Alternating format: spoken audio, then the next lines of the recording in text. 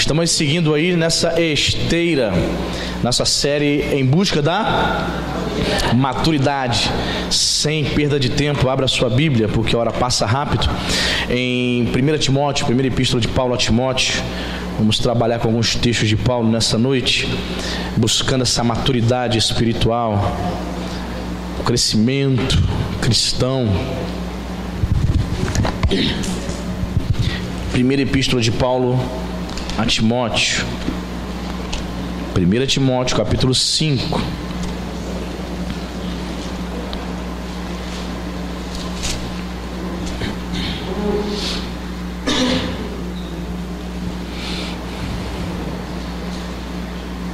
Você achou? 1 Timóteo 5, versículo 22 diz o seguinte: olha o conselho de Paulo para o jovem pastor Timóteo: a ninguém imponhas precipitadamente as mãos, não te tornes cúmplice de pecados de outrem, conserva-te a ti mesmo puro. Querido, olha que interessante.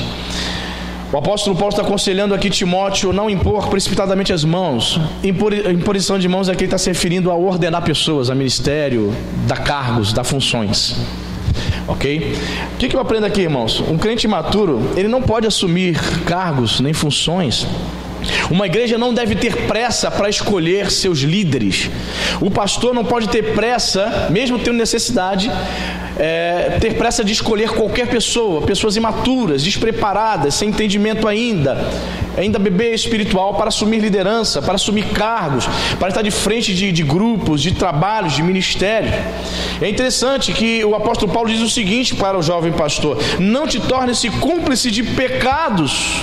Por quê? Porque ao escolher líderes, pessoas imaturas, despreparadas para assumir cargos, funções na casa de Deus, nós, pastores que fazemos isso, nos tornamos cúmplices dos erros que essas pessoas poderão cometer, porque são pessoas imaturas ainda, não amam o Senhor suficientemente para poder suportar as lutas, as adversidades que vêm. Ou seja, para uma pessoa assumir um cargo na igreja, para que uma pessoa possa galgar crescimento eclesiástico na casa de Deus, sem sombra de dúvida, ela precisa pedir a Deus crescimento espiritual, ela precisa ser madura, ela precisa amadurecer. Amém, queridos? É impressionante isso. Hoje nós vemos muitos escândalos nas igrejas evangélicas por conta exatamente disto. Pessoas totalmente despreparadas. Às vezes o indivíduo até tem um pouco de maturidade, é um sujeito que tem um certo entendimento. Ao pastor, o líder da igreja, observa ele e coloca ele numa posição vital na casa de Deus, na obra de Deus. Só que esquece de olhar, por exemplo, a esposa. Vai escolher o camarada para ser pastor, o cara é até crente, mas a mulher não é. Vai dar problema, irmão. Não tem como. Uma só carne. Não tem como o pastor ser crente e a mulher não. Vai dar problema mais cedo ou mais tarde. Essa pessoa vai trazer problema para a igreja. Eu não sei quem foi que falou comigo, a gente conversa com tanta gente. Essa pessoa um dia me contou, aqui em Araruama, de um pastor até de Deus, mas a esposa do pastor é bipolar. Então ela arruma confusão com todo mundo da igreja. Aí todo mundo chega até o pastor e fala: sua esposa está arrumando problema comigo. Aí outra irmã vem: sua esposa está arrumando problema comigo, pastor. Aí ele fala: você tenha paciência, ela é doente, ela é bipolar, ela é complicadíssima. Só que nessa que ela é bipolar, é um problema psicológico, ela dá brecha muitas vezes para a ação do diabo, a ação do inimigo. Então a esposa do pastor, no caso aí, nesta igreja, se torna um estorvo. Não foi observado se a esposa estava preparada, se era madura, só foi observado o homem, o pastor. Então, querido, em nome de Jesus, talvez você tenha até mesmo desejo de crescer, de se tornar, de assumir algum cargo na igreja, de dar aula, quem sabe, de ser um auxiliar na casa de Deus, um obreiro da casa do Senhor. Pastor, eu tenho um desejo de ser um diácono. Pastor, eu quero ser diaconisa. Primeiramente, você tem que pedir a Deus maturidade. Veja o conselho de Paulo para o pastor: não imponhas precipitadamente as mãos. Não ordena, não dê cargo, não dê função precipitadamente. Observe. Irmãos, eu fui observado por uma década em Parque Lafayette para poder ser ordenado diácono. Uma década servindo, sem interrupção, sem pedir tempo ao bispo Volney, sem dar problema para o bispo Volney. Uma década sendo observado, não somente eu, mas minha família também. Uma década, até o bispo perceber que eu tinha amadurecido o suficiente para se tornar um diácono daquela congregação. E a bênção foi tão grande que 3 meses depois eu estava sendo ordenado ao ministério pastoral. Amém, irmã? É impressionante. Mas aprendemos aqui o seguinte, que muitas igrejas estão tendo problemas tremendos. Muitos escândalos estão surgindo porque pessoas estão recebendo funções, estão recebendo cargos, responsabilidades na obra de Deus, sem estar o quê? Sem estar preparada. Vai dar problema, irmãos. Você sabe que tem denominações aí que ordena meninos de 17, 18 anos a pastor. Isso é um crime. Isso é um crime. Meninos a 17, 18 anos a pastor. A grande probabilidade dele voltar atrás é grande. Não tem ainda um tempo de caminhada. Ele é neófito na fé. É um menino. Quando eu tinha 18 anos eu achava que era homem a beça. Velho eu já achava. Mas hoje com 41 eu percebo que 18 anos é um menino. Tem capacidade para ser pastor? Penso que não. Muitos retrocedem, até vão, ficam 1 ano, 2 anos, pensa que é uma aventura e volta, retrocede, porque não tinha o que? Maturidade. Não te tornes, Timóteo, cúmplice de pecados de outrem. Conserva-te a ti mesmo puro, santo, irrepreensível. O conselho de Paulo para Timóteo é para que ele não ordenasse, não levantasse pessoas porque a obra necessita. Amém? A obra necessita, irmão. Uma das orações que eu mais faço todos os dias é: Senhor, levanta trabalhadores na tua seara, na tua casa. A obra de Deus necessita. Só que essa necessidade não pode fazer que eu me torne precipitado. Então, na busca da maturidade, nessa busca da maturidade, o líder precisa ter essa visão para perceber se a pessoa é madura ou não. E se a pessoa recebe um convite do líder, e se ela perceber que não tem condições, é imatura, penso que ela deve ser bem honesta e dizer: pastor, não estou preparado, sou imaturo ainda, preciso crescer mais um pouco. Daqui uns 6 meses, daqui 1 ano, daqui uns 2 anos, o senhor pode me procurar. Eu estou buscando crescimento, não tenho condições. Eu penso que a honestidade e a sinceridade é bem melhor, sim ou não, irmão? Do que aceitar e dar problema, trazer escândalo para o reino de Deus. Quem está entendendo? Amém? Primeira lição: nós não devemos assumir funções se nós ainda somos imaturos. Segunda lição da noite, vamos dar um pulinho lá em Tito. Caminha um pouquinho aí. Epístola de Paulo a Tito. 1 Timóteo, 2 Timóteo, Tito, capítulo 3, versículo 10 e 11. Diz o seguinte, você achou? Amém? Evita, olha o conselho de Paulo a Tito: evita, Tito, o homem faccioso, depois de admoestá-lo primeira e segunda vez, pois sabes que tal pessoa está pervertida e vive, e por si mesma está condenada. Olha só. Evita o homem faccioso. Essa palavra faccioso no grego é uma palavra chamada hairetikos. Daí vem a palavra portuguesa herege, né? Heresia, né? Há uma pessoa que é herética, uma pessoa que divide igreja, normalmente tendo um sentido de que ela dividiu a igreja por ensinar falsas doutrinas ou doutrinas estranhas à ortodoxia, ok? Então são pessoas perigosíssimas, pessoas que não concordam com o pastor, que fala mal da liderança da igreja, não aceita a administração da igreja. Então ela fica fazendo conluio, né? Ela fica fazendo montim, fica chamando pessoas para churrasco, fica chamando para tomar café em casa. Vem lá, e ali ela fala mal. Ela pergunta: você concorda com o que o pastor está fazendo? Aí eu não concordo não. A pessoa disser que concorda: eu não concordo não, eu acho que ele deveria fazer assim, assim, assado. Ela começa a questionar. Esse é o airetikos, esse é o faccioso. E o conselho de Paulo para Tito, que era um pastor, penso eu, maduro, é: evita esse homem.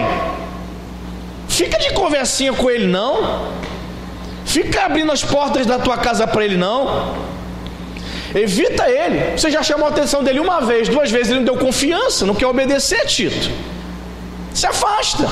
Por quê? Porque ele sabe que tal pessoa está pervertida. É uma pessoa que não cresceu, uma pessoa imatura, não desejou amadurecer na fé, então ela começa a fomentar facção, divisão, heresias, certo? Aí ele diz aqui para Tito, essa pessoa está pervertida, ela vive pecando. Ele não é uma pessoa que pecou uma vez e procurou se arrepender, ela vive pecando, é o estilo de vida dela, e por si mesma ela está condenada. A palavra forte, irmão. Essa pessoa está condenada. Condenada ao quê, irmão? A perdição eterna. Ela não quer se arrepender, ela não quer se converter, ela não quis progredir no processo de crescimento espiritual, ela não quis amadurecer, então evita. Então muitas vezes há uma contaminação, crentes até procurando progredir, estava bem na caminhada, mas deram, ouvidos ao homem faccioso, a pessoa que divide, a pessoa que não concorda, né? Certa vez uma pessoa chegou para mim e falou assim: pastor, estou embora dessa igreja. Eu falei: por quê, irmão? Porque eu não concordo com a sua administração, com a sua liderança. Eu falei: é verdade, irmão, faz bem, procura uma igreja que o irmão concorde, de fato, porque se o senhor estiver aqui e não concordar, ficar o tempo todo aqui falando mal de mim, o irmão está em pecado, né? O irmão está em pecado, está cometendo um pecado terrível. Satanás se aproveita dessa situação. Procure uma igreja que o irmão se sinta bem. Aí depois eu fui para casa pensando com meus botões: o que será que ele não concorda com a minha administração? Será porque eu atraso o aluguel todo mês? Será que eu atraso o aluguel? Será que o pastor Anderson não cuida da igreja? Será que o pastor Anderson não procura trazer uma mensagem, estudar a palavra para trazer uma mensagem com conteúdo? Será que é porque o pastor Anderson paga as contas em dia? Será? Eu fiquei pensando. Então as pessoas, quando elas estão problemáticas, elas não querem crescer, elas ficam procurando chifre na cabeça de cavalo, pretexto para falar. Então ela se torna uma pessoa pervertida. E a palavra de Paulo para Tito é dura: se afasta, porque está condenado, ele vive pecando, ele não quer se arrepender. Então, querido, muito cuidado nesses dias. Satanás vai usar pessoas que não querem crescer, pessoas imaturas, para trazer facção. Facção é dividir, é fazer com que você esteja contra a liderança da igreja, contra os irmãos. Quem está entendendo isso? Amém? Isso é perigoso, irmãos. Tais pessoas, elas abraçaram o pecado como estilo de vida, sabe? São pessoas imaturas, elas não aceitam ser admoestadas. O que é ser admoestado? O que é isso? É a pessoa que é repreendido. O pastor chama e fala assim: irmão, é isso que o irmão está fazendo não é bom. Aí a pessoa: não, tudo bem, pastor. Na frente do pastor: não, tudo bem, desculpa aí qualquer coisa, pastor. Ela vira as costas e ela começa a se comportar mal novamente, fazer fofoca, fazer disse-me-disse no meio da igreja, trazendo problemas. E isso é diabólico. Amém, querido? Então fique atento.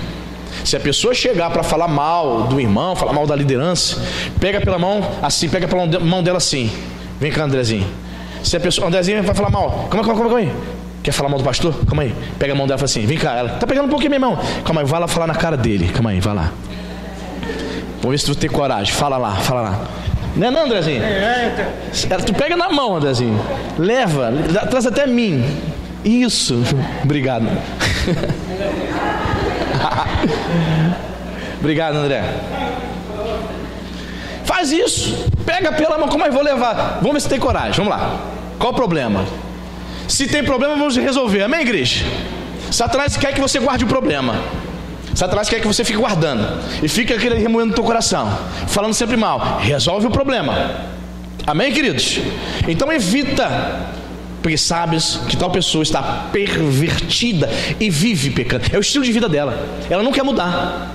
Ela vive assim. Não quer mudar, não quer se arrepender. E a palavra é forte: por si mesma.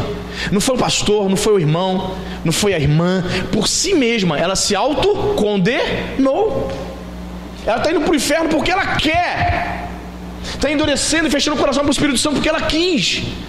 Escolheu essa vida, ao invés de vir para a casa de Deus para se alegrar na presença do Senhor, para ter comunhão com os irmãos, para receber do céu graça, para receber a unção do Espírito, para viver a fé, para comungar, que isso é lindo, amém, irmãos? A igreja comungando, o que ela faz?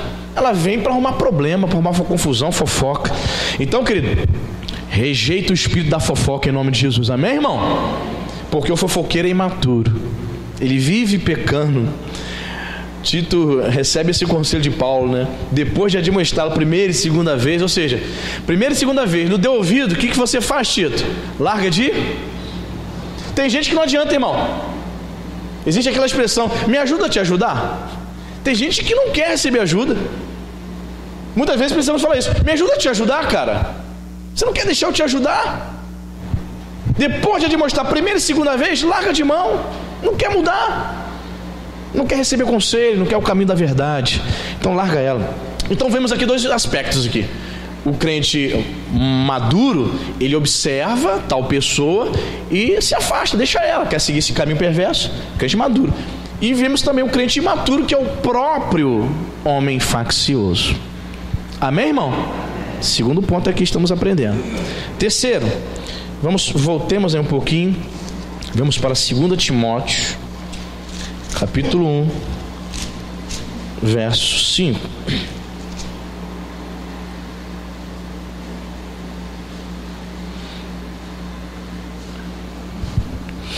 Segunda Timóteo, capítulo 1, verso 5.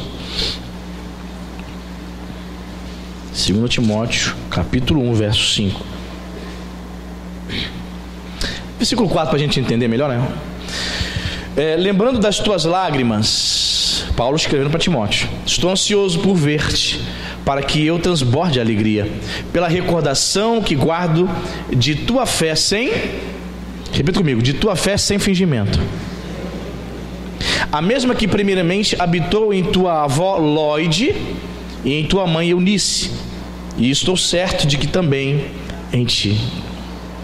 A marca de um crente maduro é que a fé dele não é uma fé hipócrita, não é uma fé fingida. Amém, queridos? É uma fé verdadeira. Então veja bem o que Paulo está nos ensinando: que a sua fé seja sem fingimento. É possível você se dizer crente e manifestar uma fé fingida. Ele está dizendo, tem uma fé sem fingimento. Existem pessoas que estão expressando a sua fé, mas essa fé não é verdadeira. Existem pessoas que se dizem crentes, mas a sua fé é com fingimento. E a fé sem fingimento, a fé verdadeira, ela é oposta. Ela é oposta de uma confissão hipócrita e vacilante. Muitos crentes vacilantes. É interessante que Paulo lembra algo fundamental para Timóteo. Ele diz o seguinte: guarda a tua fé sem fingimento, a mesma que primeiramente habitou em tua avó e em sua mãe, a avó Lóide e a mãe Eunice. Veja bem, a expressão que o apóstolo Paulo usa, ele diz que essa fé verdadeira, sem fingimento, primeiramente habitou na avó e na mãe dele. Querido, a fé verdadeira precisa habitar em nós, amém? A fé verdadeira não era uma visita ocasional na vida de Lóide e Eunice.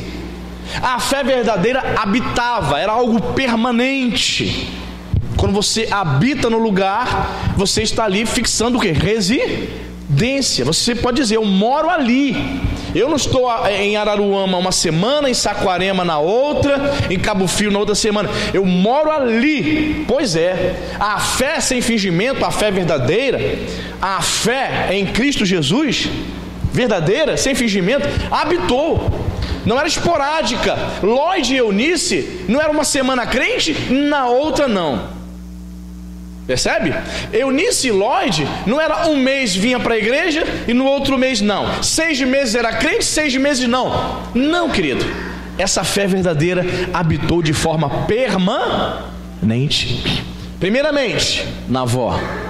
A mãe olhou o testemunho de fidelidade, a Eunice, e era crente de verdade. O jovem pastor Timóteo, adolescente, foi crescendo, jovenzinho, viu o testemunho de fé da avó e da mãe. E o que ele faz? Ele abraça essa fé sem fingimento. Amém, irmão? uma fé verdadeira. E essa fé verdadeira sem fingimento é a fé que faz você suportar as lutas, é a fé que faz você suportar as tentações. Todos os dias somos tentados, todos os dias somos tentados a se afastar do Senhor, a deixar Jesus, a jogar a toalha, abandonar a fé, a largar, chutar o balde. Quer saber mais de igreja, de ser crente? Não. Cansei de ser fiel, pastor, cansei. Eu já ouvi isso, irmãos. E dói, hein? A pessoa chegar e falar para você: cansei de servir Jesus. Você vai falar o quê? Enjoei de Jesus, cansei do cristianismo, não quero mais. Isso é forte, irmão. O que você vai dizer para tal pessoa? Ela não quer mais viver a fé verdadeira, a fé sem fingimento. A fé verdadeira, ela te dá condições de você suportar as lutas. Amém, irmãos? A fé verdadeira, ela te dá condições de você vencer as tentações. Certamente você conhece, sim senhor, você conhece pessoas, pode ser vizinhos, pode ser um patrão, pode ser parente, pode ser um colega, ou até mesmo um familiar que se diz evangélico, que você vê ela fazendo um monte de coisas erradas. Você fica pensando assim: meu Deus, ainda diz que é crente. Não é isso que você diz? Você fala assim: Senhor da glória, mas ela não diz que é crente, mas está dando volta nos outros e mente que não sente. Como é que pode? Você fica tão chocado. Pois é, ali está manifestando a fé com fingimento. Paulo está dizendo que nós devemos ter, o crente maduro precisa ter uma fé verdadeira, uma fé sem fingimento, uma fé que habita de fato, de verdade em nós. Não é uma fé que nos visita, sabe? Não é uma fé que vem de vez em quando, de forma ocasional. Não, ela precisa habitar e nunca mais sair da tua vida, amém, irmão? A fé verdadeira. E a fé verdadeira, quando você percebe que está vivendo a fé verdadeira? Quando as coisas se tornam muito difíceis para você. Você percebe que está vivendo a fé verdadeira quando tudo parece se tornar mais difícil. Ler a Bíblia se torna uma coisa muito difícil. Estar na casa de Deus, vir à casa de Deus, parece que é uma batalha que você tem que travar. Para alguns parece ser tranquilo, né? Você se arruma, toma banho e vem para a casa de Deus. Para outros, parece que os demônios param assim na porta da casa dele e dizem assim: você não vai sair, você não vai. Aí você percebe, minha irmã, meu irmão, que você está vivendo a fé verdadeira, amém? Quando você ganhando pouco, você é honesto e você paga a sua conta de luz sem fazer gato lá na conta de luz, sem fazer gato lá na água. Você poderia comprar uma roupa melhor para você, você poderia comer um pouco melhor, comprar uma picanha, mas você prefere ficar sem dinheiro nenhum para viver a fé sem fingimento. Amém, irmão? Tudo por amor de Jesus.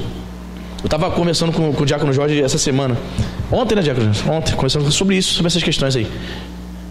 Eu falei para ele assim: Diácono Jorge, recém-casado, eu morava de aluguel, não é? Então, recém-casado, eu pagava todo mundo, irmão. Você recebia assim meu salário. Na época, o meu salário era o equivalente a 3 salários mínimos, como se fosse hoje 3 mil reais. Eu pagava todo mundo, tirava meu dízimo, pagava meu aluguel, pagava água, pagava luz, pagava todas as contas. Só que quando eu olhava para o meu dinheiro, não sobrava o dinheiro das compras. Falei: Cíntia, tem dinheiro para comprar carne não. Então a gente comia muita linguiça, muita salsicha e muita sardinha, muito ovo, linguiça, sardinha. Teve um dia que eu falei assim: eu peguei umas pizzas brotinhos para vender, para fazer uma renda extra. Aí a geladeira, tu abria a geladeira, só tinha água e pizza brotinho. Aí eu olhei, falei: Cíntia, o que tem almoço? Ah, não tem nada, não tem mistura, só tem só arroz. Mas tinha o gás, tinha luz, tinha água e o aluguel estava pago em dia. O que eu fiz? Peguei a pizza brotinho, foi o almoço, irmão. Arroz com pizza.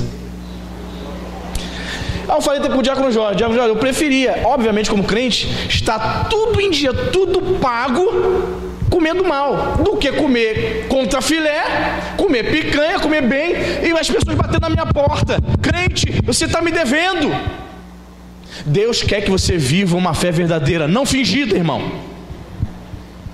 É duro, mas é possível viver essa fé verdadeira. Amém, irmão? A mesma que havia na tua avó, a tua mãe, aquela avó que tu tinha, Timóteo, era crente mesmo. A avó Lloyd. Olha, aquela que ia lá, comia bolo de fubá na casa dela. A avó Lloyd. tua mãe, mulher de Deus, mulher de oração. Quantas vezes Eunice deve ter orado por Timóteo, para Timóteo se firmar na presença de Deus?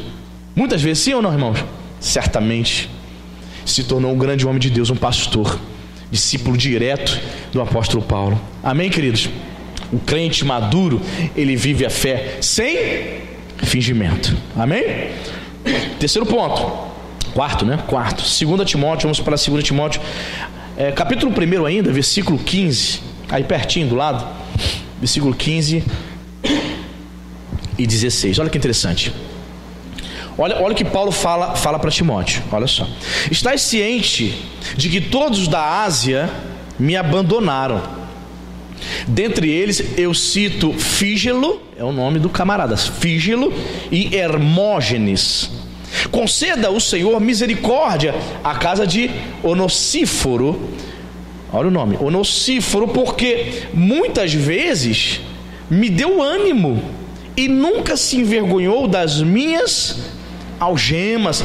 Antes, tendo ele chegado a Roma, me procurou solicitamente até me encontrar. Olha que exemplo, ó. Paulo aqui dá exemplo de dois homens imaturos que abandonaram o Paulo, traíram a Paulo, abandonaram o ministério, que é os dois camaradas que ele cita aqui no versículo 13, que é o tal de Fígelo e Hermógenes.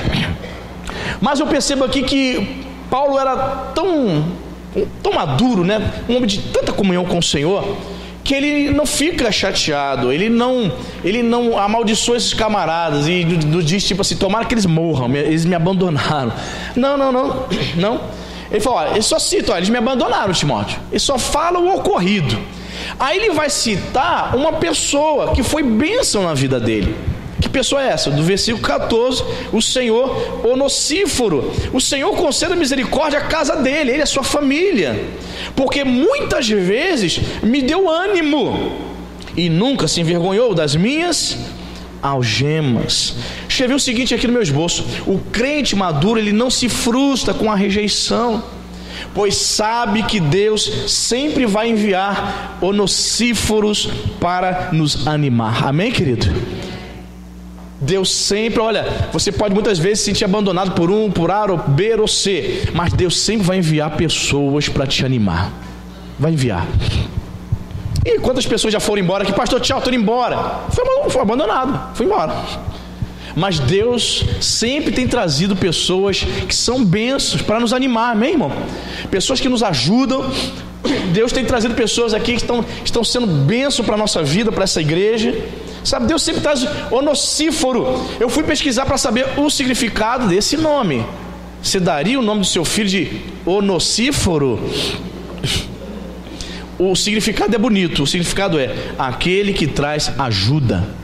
E ele foi de muita ajuda para Paulo, amém, irmão? Foi bênção. Diz aqui o texto aqui, ele me deu ânimo. Onesíforo era um homem maduro também, sim ou não? Mesmo em meio à perseguição, mesmo o apóstolo Paulo estando preso, o que ele fez?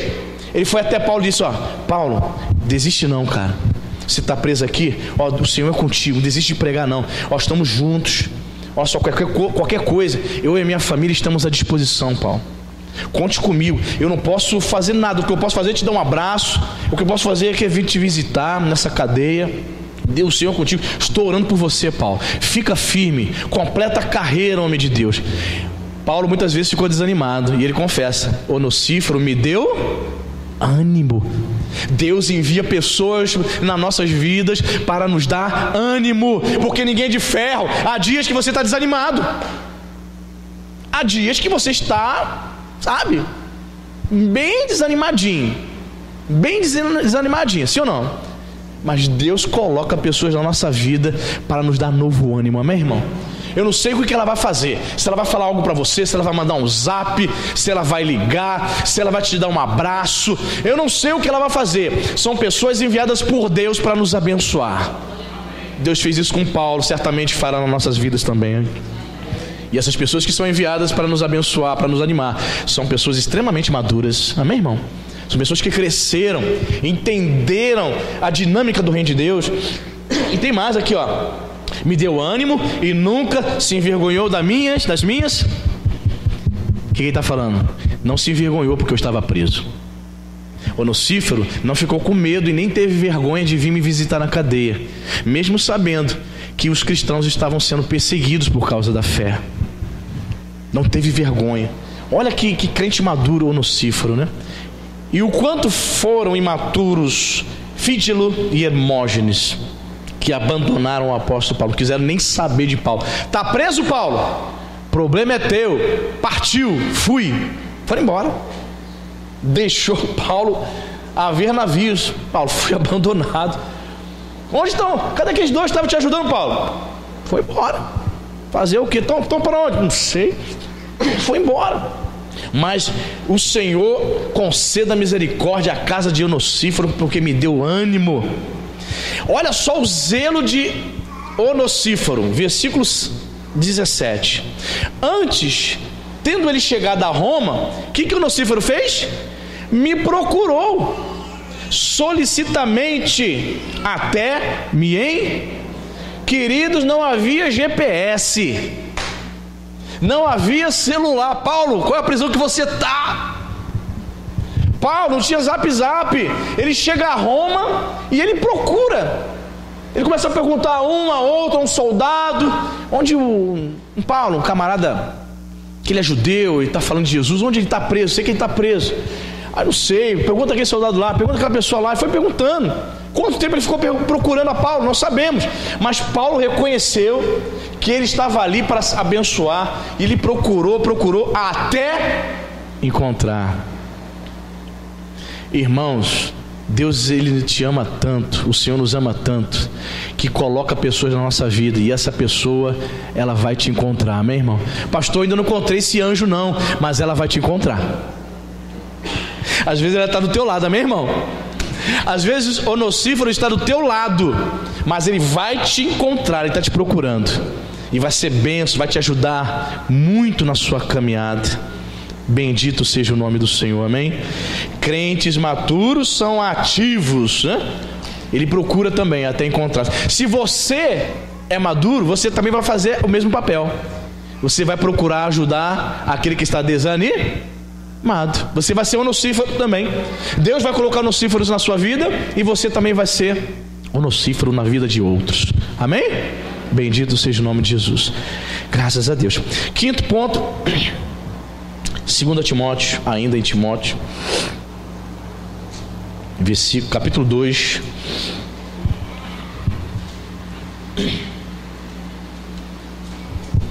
versículo 24. Olha o conselho de Paulo para Timóteo. Ora, é necessário que o servo do Senhor não viva a contender, e sim deve ser brando, né? A versão corrigida diz manso, para com todos, apto para instruir e paciente. O servo de Deus, aquele que é maduro, aquele que cresceu, ele não pode viver em brigas e contendas. Ele deve ser brando ou manso. A palavra grega também você pode traduzir por gentil. Veja só o que Paulo está dizendo, que o servo de Deus, ele precisa ser gentil, precisa ser uma pessoa mansa, para com todos, tem que estar habilitada, tem que ser apta para ensinar, para instruir com paciência. Ele pode estar falando aqui, obviamente, o texto aqui diretamente fala para um pastor em relação às ovelhas, mas você também pode fazer essa aplicação nos seus relacionamentos, dentro da sua casa. Você tem paciência para ensinar, para instruir o teu filho? Marido, você tem paciência para sentar com a tua esposa e com muita paciência mesmo dizer para ela: querida, não é assim, nós não podemos comprar essa geladeira de 5 mil reais agora, vamos esperar mais um pouco, querida. Não, porque eu posso fazer em 24 prestações. Ela está linda, ela está me chamando, precisa nem abrir a porta para pegar água, põe assim na porta, eu já bebo água, já cai cubo de gelo, preciso comprar. Aí ele vai dizer assim: querida, por que você tem que comprar ela agora? Porque o vendedor da Casa Bahia disse que eu tenho que comprar, é Black Friday. Muita paciência, irmão. Aí ela, não, eu estou indo amanhã para Casa Bahia comprar essa geladeira. Aí Paulo está dizendo que o servo de Deus, que o crente maduro, ele não vive a contender, ele não vai brigar. Ele precisa chegar a um consenso e continuar insistindo e dizer: não dá, vamos aguentar mais um pouco, segura a velhinha aqui, a velhinha está gelando, segura ela mais um pouquinho, ano que vem a gente compra, minha querida, minha amada. Tem que ter paciência, né, irmão? Tem que ter paciência de chegar para o adolescente: pai, quero celular. Quer um celular? Qual celular você quer? Um iPhone. Quanto é um iPhone? R$3.000. Que isso, irmão? Ou um J7 da Samsung, R$1.300. Aí você tem que ter paciência. Ele diz aqui que o ensino, que a instrução, eu tenho que ser brando, gentil, manso, para instruir com paciência, para não brigar. Sabe? Com paciência dizer: não posso comprar esse celular caro para você. Se contente com o J2 da Samsung. Tá bom não, irmão? Não fala? Fala, sim ou não? Tira foto? Não é a mesma coisa que o J7, mas segura isso aí. Então, querido, precisamos ser mansos. O servo de Deus, o crente maduro, precisa ter esta mansidão, ser gentil. Sabe? A palavra que é usada aqui é brando, né? Na versão atualizada, brando para com todos. Apto, a palavra apto significa estar habilitado, preparado. Minha irmã, meu irmão, você está preparado para sentar com o teu filho adolescente e ter um diálogo? Está preparado para sentar com o teu filho, com a tua filha e falar sobre, por exemplo, drogas, sexo com eles? E dizer que crente não faz sexo antes do casamento? E dizer que crente não pode cheirar cocaína, nem fumar maconha, nem crack? Precisamos ser gentis e brandos, estar preparados, aptos para ensinar. Assim se caracteriza o servo de Deus maduro, amém, irmãos? Escrevi o seguinte aqui no meu esboço: nós não podemos contender com aqueles que demoram a entender e com aqueles que não estão dispostos a aceitar a verdade. Você vai encontrar no seu caminho, nessa que você é chamado por Deus para instruir, para ensinar, para falar a verdade, você vai encontrar dois tipos de oposição. Quais são, pastor? Primeiro, as pessoas que querem entender, mas elas demoram. Você fala com ela, ela... sabe, é tudo lento, raciocínio é slow motion. Tudo bem, faz isso. Você fez? O que a senhora mandou fazer mesmo, hein? Eu te falei para você levar o lixo fora. Depois eu levo. Irmã, irmão, a vontade que você tem é fazer o quê? Contender. Não é verdade? Você fica doidinho pra... Mas você precisa ser, repita comigo, brando, manso. Manso. Aí você tem que, percebe? Então você vai encontrar pessoas que são lentas para entender, demoram para entender, mas elas vão entender, amém? E o segundo tipo de pessoa é a mais complicada. É a pessoa que você vai falar e ela se recusa a aceitar a verdade. Pode ser um filho, pode ser uma esposa, pode ser um marido, pode ser um parente, pode ser um amigo de trabalho, um companheiro na faculdade, na escola. Então é dois tipos de pessoas: pessoas que demoram a entender, mas vão entender. Tem que ter paciência com elas. E tem que ter paciência também com aquelas que não querem aceitar a verdade. Mas na igreja de Timóteo tinha esses dois tipos de pessoas, sim ou não? As que demoravam a entender, mas iriam entender, e aquelas que não estavam dispostas a compreender e aceitar a verdade. Não tinha esses dois tipos de pessoas na igreja dele? Pois é, veja o que Paulo fala aqui, ó. Ora, é necessário que o servo do Senhor não viva a contender, e sim deve ser brando para com... Independente se ele vai demorar a entender, independente se ele não quer entender, Timóteo precisava ser manso com todos. Então, querido, você precisa ter paciência, ser manso com todos na tua casa. Lá no teu quintal, não tem aquele quintal lá? Mora cunhada, mora cunhado, mora sogra, meu Deus do céu. É aquele terreno que fizeram aquela divisão. Compraram e dividiram o lote em 5 casas. É só parente. Meu Deus. Deus. Né? Sempre sai faísca, né? Em algum momento da sua jornada.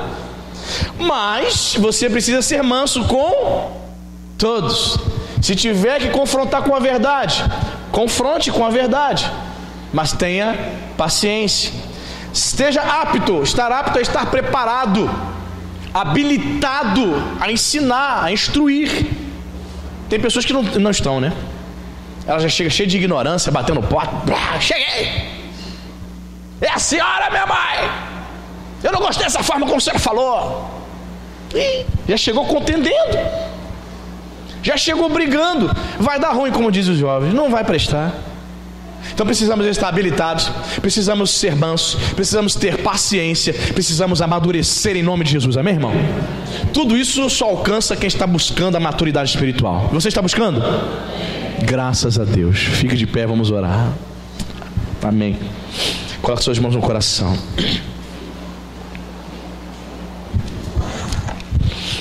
Isso, feche seus olhos, vamos orar. Bendito seja o teu nome, Pai.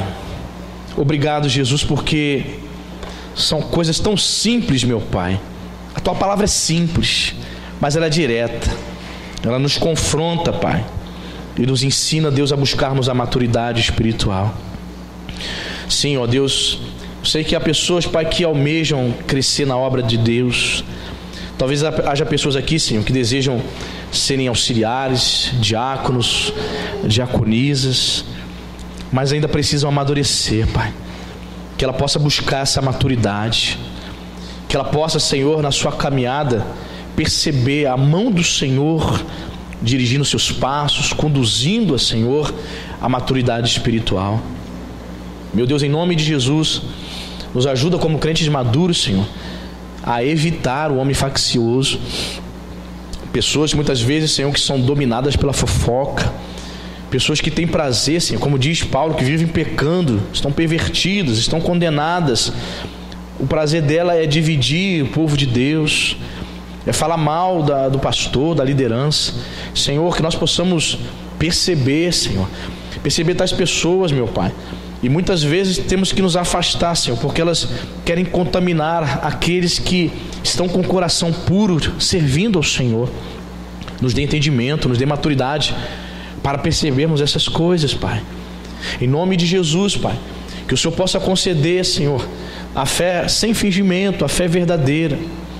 Que cada crente aqui, Senhor, possa viver esta fé, a mesma fé, Senhor, que havia na avó e na mãe de Timóteo, Pai. Meu Deus, em nome de Jesus, nós vemos tantas pessoas lá fora, Senhor, se dizendo crentes, dando mau testemunho, roubando o governo, Senhor, sonegando impostos. Meu Pai, tantas pessoas com ódio no coração e se dizem cristãs. Senhor, em nome de Jesus, estão vivendo uma fé fingida. Pai, nós rejeitamos essa fé fingida para abraçar a fé verdadeira, Pai. Em nome de Jesus, que a tua igreja, Senhor, em nome de Jesus, assim como habitou em Lloyd e em Eunice a fé verdadeira, que venha habitar esta fé no coração de cada um dos meus irmãos, Pai.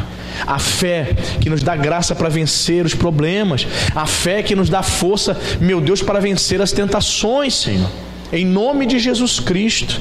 Sim, Senhor, dá-nos um coração maduro, Senhor.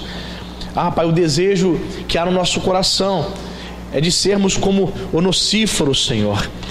Pai, esse crente, meu Pai maduro, que abençoou a vida de Paulo, que animou o apóstolo Paulo nos momentos de dificuldade, que não se envergonhou das algemas de Paulo. Ah, bendito seja o nome do Senhor. Envia, meu Pai, onocíforos para as nossas vidas, pessoas que vão ser bênçãos para nós, pessoas que vão ser bênçãos, Senhor, para esta igreja, pessoas, meu Pai, que vão nos dar ânimo, pessoas que não vão se envergonhar de serem nossas amigas, de serem nossos irmãos, Pai, em nome de Jesus. Sim, Pai, nós queremos ser onocíforos para a vida de outros também, Pai. Em nome de Jesus, usa a nossa vida, que nós possamos alcançar essa maturidade que havia neste homem, ao ponto do apóstolo Paulo se lembrar dele, de pedir que o Senhor derramasse misericórdia sobre ele e a sua casa, sobre a sua família. Meu Deus, em nome de Jesus, queremos alcançar essa maturidade, queremos, meu Pai, ser abençoados, sim, Senhor, e trazer ânimo para aquele que está desanimado, Pai. Em nome de Jesus, usa a nossa vida, Senhor.